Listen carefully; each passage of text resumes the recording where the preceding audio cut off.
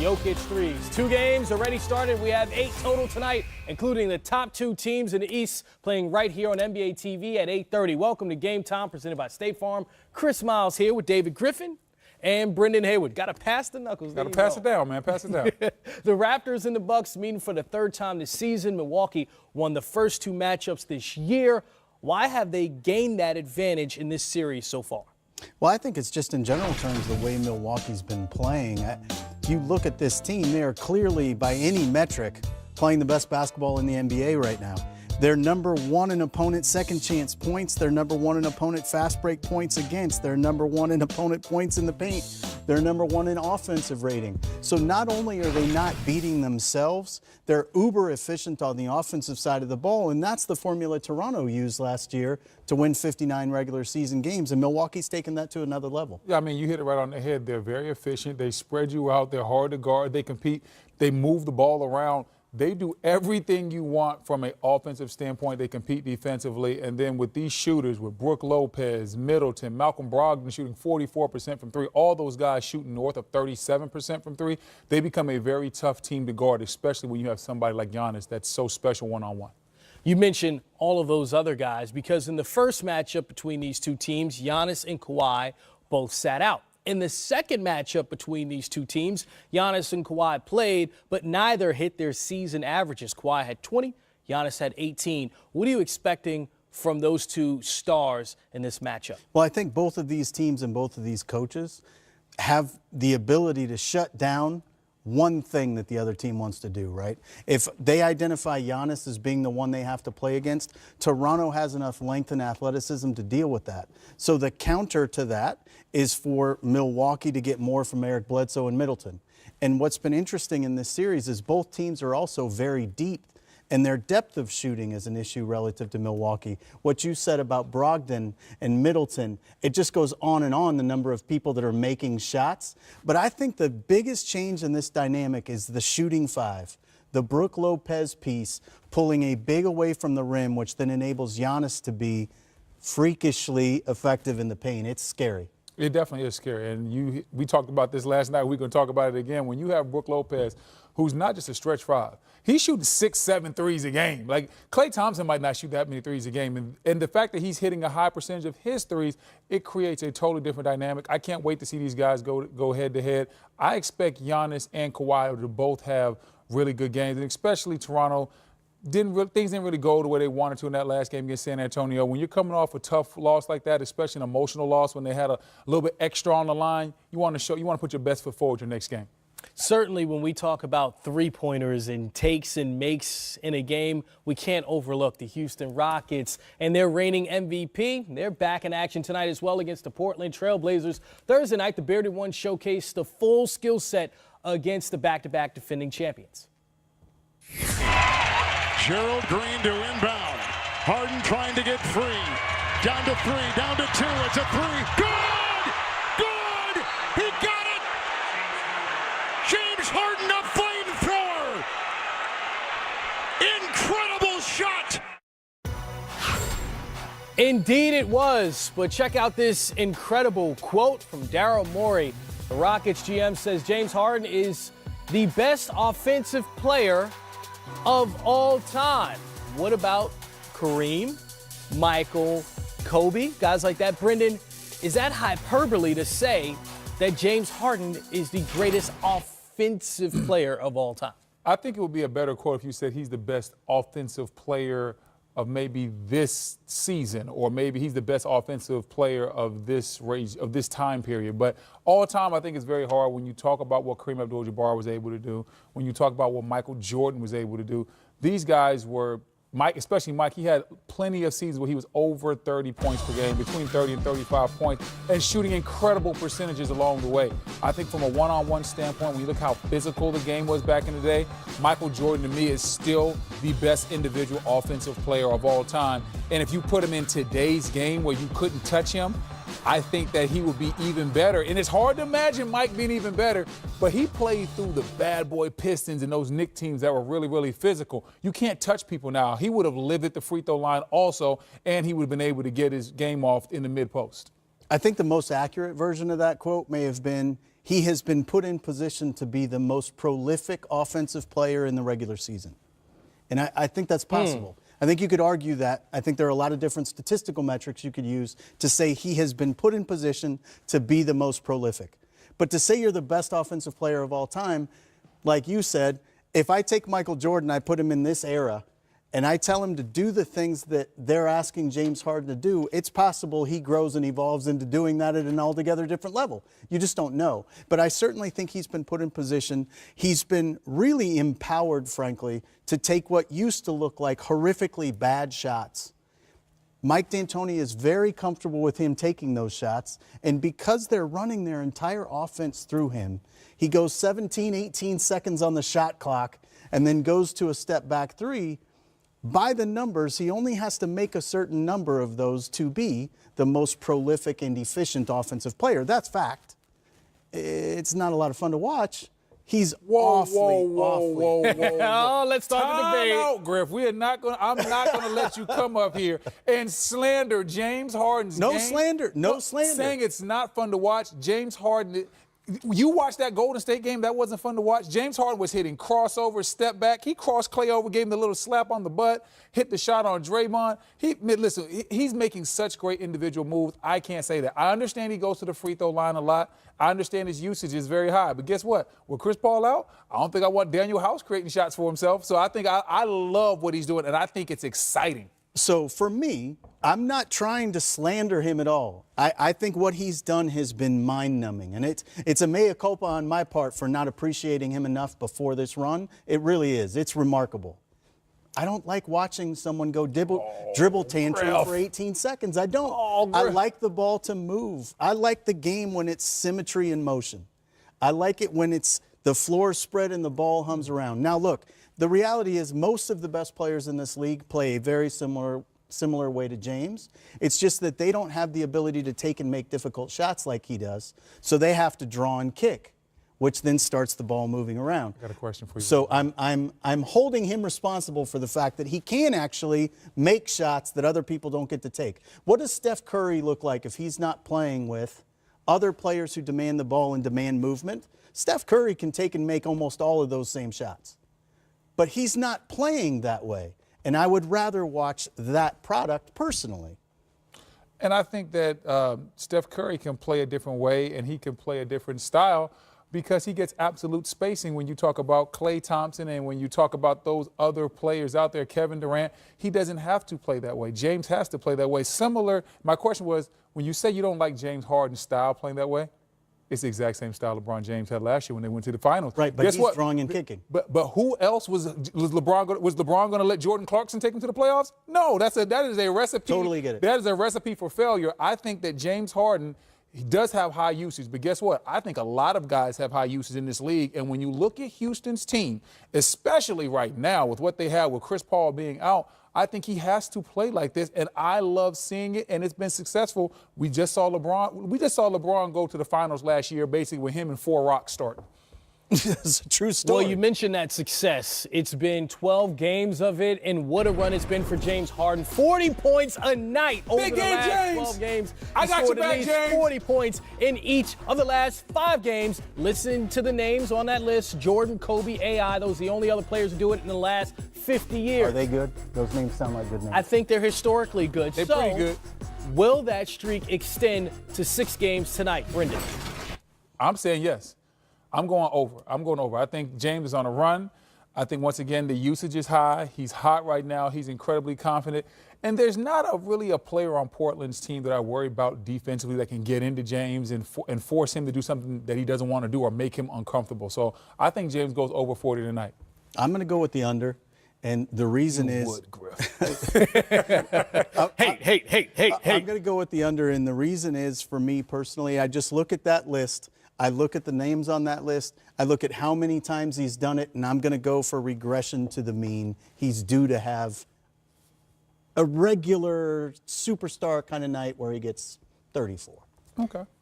Maybe we should save this for later tonight and see who came out on top with their prediction. Okay. You seen movie Trading Places?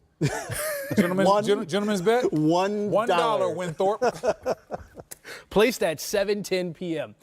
Warriors also back on the court tonight against the Sacramento Kings. Griff, we know net rating is one of your favorite stats. How telling is it that the Warriors have the lowest net rating they've had over the last 5 years this particular season? I don't think terribly so, because if you would have spotted someone at this time in the year, the injury situation they would have dealt with, the inability they had to get Draymond and Steph on the court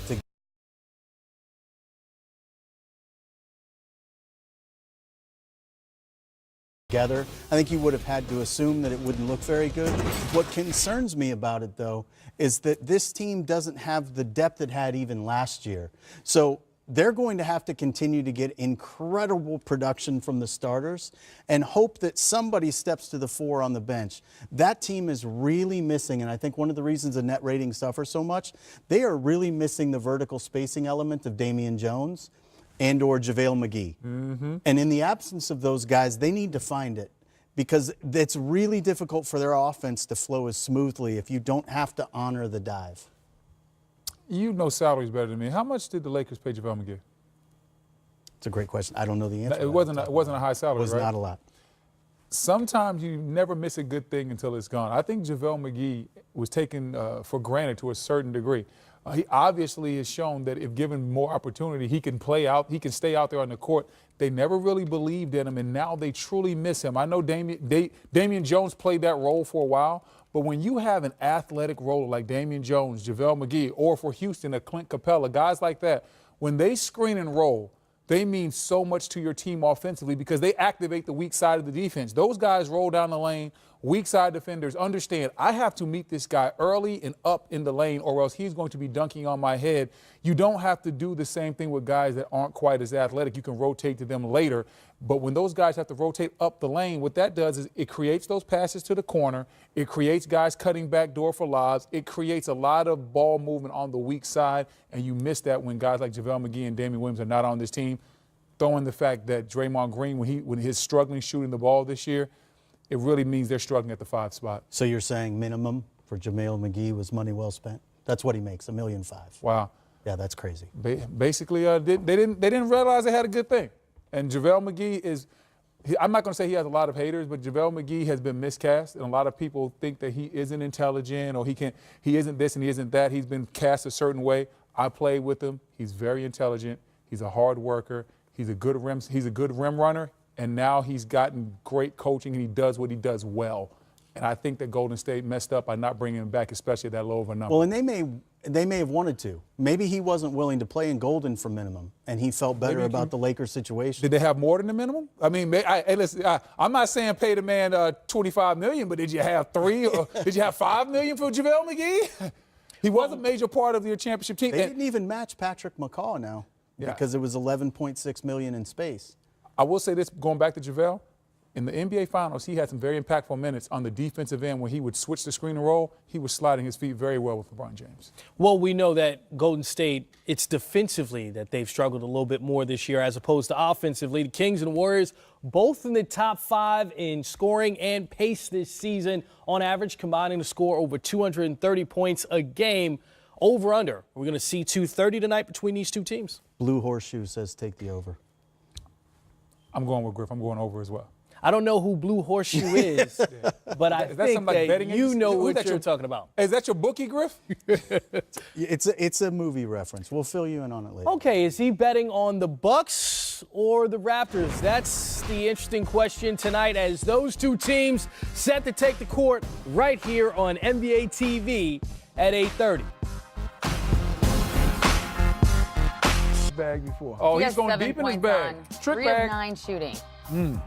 But what we've been seeing more in the NBA, guys, is three-point shooting. And this has been a conversation that's been going on, over the last decade or so about how the three has really changed the game. And so we put together some numbers, and we wanted to keep it relevant to where we were at this point in the season this year. So these numbers are from opening day to January 1st, dating back to 2009 up to this season. And you see how many more big scoring games we're having, 120 points for one team and 120 points for both teams.